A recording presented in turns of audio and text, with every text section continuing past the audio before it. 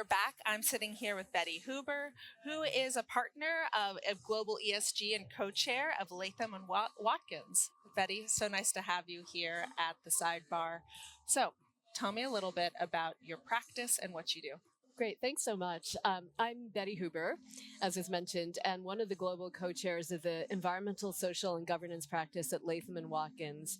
Latham is an international law firm. We've got offices in 30 cities around the world, which allows us to provide the global reach to all of our clients now that ESG and sustainability is a global conversation. I've practiced law for over 25 years, started as a corporate and environmental lawyer and eased into the social and the governance aspects of it. So we represent at Latham public companies, financial institutions, insurance companies, their boards, as well as what we'll probably talk about during the sidebar, private capital providers, whether that be debt, equity, infrastructure, and all of the above. Yeah, so it's been such a wild ride for ESG. So what trends are you seeing in ESG, especially within the private markets? Yeah, many different trends. So I'm not even sure where to begin, but I think just generally speaking, in the last keynote, there was a mention about this like anti-ESG woke thing. Despite all of that, ESG continues to be top of mind for all of our clients, particularly our private capital providers. And so it comes in a variety of different ways. You can think of it from the fundraising perspective. It has always been key from day one when you've got certain pension funds who are have exclusions in ESG, require certain terms from a private ordering perspective. And then also in the deal-making perspective, due diligence is a topic that we are spending so much of our time on. Every single private capital provider has different requirements on due diligence, kind of doing that diligence with different targets, ones that are not familiar with what ESG is, or some that are extremely sophisticated and familiar. It runs the gamut completely. And then also, I think very importantly, is always about value creation. Why are we doing diligence? Why are investments being made? And so you see a lot of different like impact investing going on. So we're raising a lot for our clients, so-called Article 8 and Article 9 funds under the European Union Sustainable Finance Disclosure Regulation, which came into effect a couple of years ago, but increasingly difficult disclosure requirements for all of our clients. And navigating all of that in a seamless, efficient, and user-friendly way is really what we spend a lot of our time on. Also, in addition to due diligence, there's always a contract, right? If you're buying and selling in an M&A deal, there's going to be a purchase agreement. We've been spending a lot of time focusing on what is the state of the art in these agreements. Are there representations and warranties on ESG? Is there representations and warranties insurance coverage for ESG matters? Are there covenants that you can ask for? And we talk about ESG and sustainability, but let's break that down a little bit and talk about what exactly that is. So that could be climate change issues. If it's a climate tech investing fund, that's going to be top of mind. However, if the investment involves, let's just say, fashion, supply chain is going to be a big issue. Where is this coming from? Is child labor or forced labor being used? How do you track that supply chain? So human rights has become a huge topic in 2024. Maybe in 2019, it was climate change and people cared about that, and then their own workforce. But now it's extending and recognizing that they're global supply chains, whether from your business partners that you contract with upstream or downstream, your consumers. What are they doing? What is their greenhouse gas footprint looking like? So this is extremely complex, and to be able to work on this in every single deal in a way that is understandable and comprehensible, and also just responsive to private capital providers' needs is really what we're spending a lot of our time on right now.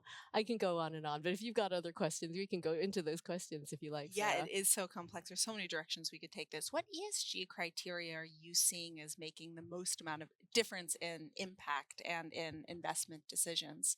Are there any that are bubbling to the top? When you mean criteria, are you talking about disclosure regimes, or are you talking about ESG raters, or actually, I guess, bespoke criteria that I guess a particular buyer or sponsor would create for themselves? Oh, well, I was thinking about what topics and issues are driving the most impact, but that's whichever direction you'd like to take that. Yeah, well, you know what? That's a great question, because when you think about it, it is a fundamental question. I think what you're getting at too is, well, what is material? So I suppose like in a in a tech deal, you're not going to be thinking about manufacturing type issues and wastewater or pollution. That's really not the key. However, in a manufacturing deal, that would be the case. But in tech, it would be cybersecurity or something. So what is material or significant?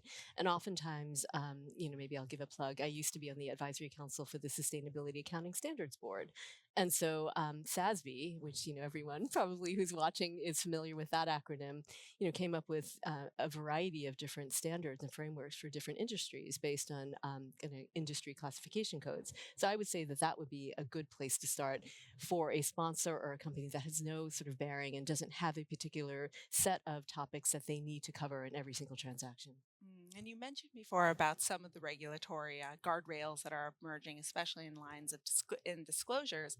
And I'm curious of how these different regulatory changes are influencing and ESG investing strategies. Oh, that's really interesting. So it's sort of like the convergence of, I would call it private ordering and finally regulation. So as I said, I started practicing law over 25 years ago. And at that time, sustainability wasn't a thing, right? ESG wasn't a thing. And now ESG, pretty much everyone knows what that acronym means and has actual strong feelings one way or the other, or no, or in the middle about it. So really what we're seeing now is this convergence of all these kind of private standards I talked about. So I talked about SASB, and I know here this acronym are not going to be a problem. So TCFD, GRI, all of these different reporting standards, all of our clients, mainly public companies and also private equity, have been disclosing against. And now there's this reckoning saying, well, we've got all of this disclosure out there. How do we figure out if this actually comports with what now we're required to disclose under the European Union Corporate Sustainability Reporting Directive, under the SEC's climate rules, which of course are stayed now, but still out there and something that, could actually take effect depending on how the litigation goes.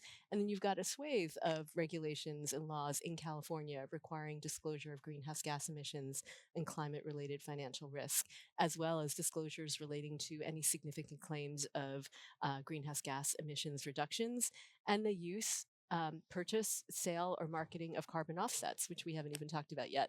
So a whole, host of regulations that corporates and private equity sponsors need to be thinking about, and also taking a look at their disclosures and saying, okay, what's the gap analysis here? And what is material? Are people going to find this information that we're putting out decision useful? Are they really reading this? What do people really care about? What do my investors and stakeholders really care about? And that's the conversation we're having right now. It is so interesting hearing you talk about that. It feels like such a complex mix of where the regulation is at and where it could potentially go and what's happening within the regulation. Is that uncertainty something that's difficult for your clients to navigate? And I recognize we only have like 10 seconds left. Oh, goodness. So it's no, you nailed it. So it's regulatory uncertainty. And so as a lawyer, that's the one thing that we can help kind of see through and cut through all of the noise and say, all right, here's where there is overlap. Here's where there's fragmentation. Let's prioritize what you need to do in the moments that remain. Well, Betty, thank you so much for joining me here today and for your work on this issue. Thank you so much. It was great to be with you. Indeed. Thanks.